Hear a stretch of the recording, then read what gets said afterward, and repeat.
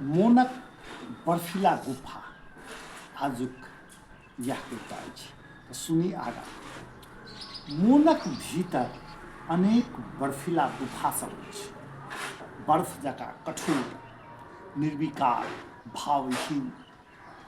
ओहि गुफा सबमे ठंड हवा बहैत अछि, जकर बर्फीला झटकासँ मोन सिहरि उठैत अछि। अनुभूति विहीन बर्फ जकाँ ठंड भावनासँ प्रेमक गर्मी लेल तरसैत अछि। फेरसँ बसंत ऋतुक उत्सव मनाबऽ लेल मचलैत अछि। फगुनाहटक गीत गाबऽ, साउनक झूला झूलऽ लेल मोन व्याकुल भऽ उठैत अछि। आँखिमे सँ नोरक धार बहैत अछि, मोनक बर्फीला अंतरक उथल पुथलके बान्हबाक निरर्थक प्रयासमे। आब हरेक संबंध बर्फीला पहाड़ जकाँ कठोर भऽ गेल अछि। मोन ओहि बर्फीला झटकासँ घबरा रहल अछि। तैयो प्रेमक गर्मी अनुभूति करबाक चाह फेर जागि उठैत अछि। किया तऽ बर्फ जकाँ कठोर संबंधक बोझ आब उठाओल नहि जाइत अछि। आब मोन चाहैत अछि प्रेमक अग्निसँ बर्फीला अनुभूति सब पिघला दे। हे मोन, अपन बर्फीला अहंकारी कठोर अनुभूति के प्रेमक धीरे धीरे आँच पर पिघलय दऽ।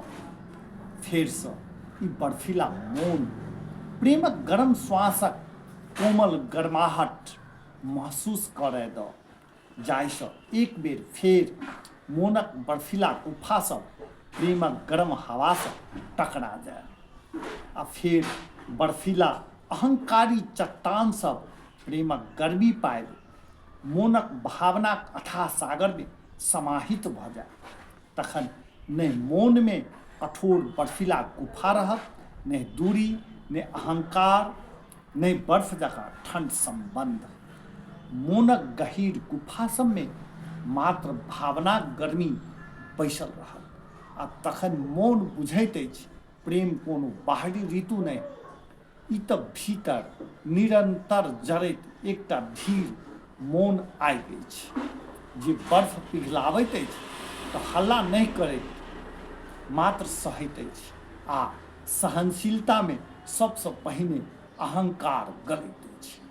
मोन सिखैत अछि बर्फ बनल रहब सुरक्षित छल, मुदा जीवित रहब नहि। आ प्रेम ओ जोखिम अछि जे अपन ठंड छोड़ि गर्मी स्वीकार करबाक साहस सिखबैत अछि। एहि लेल जखन बर्फ पिघलैत अछि तऽ मोन मरैत नहि, मोन सहीमे स्वयं बनऽ लगैत अछि।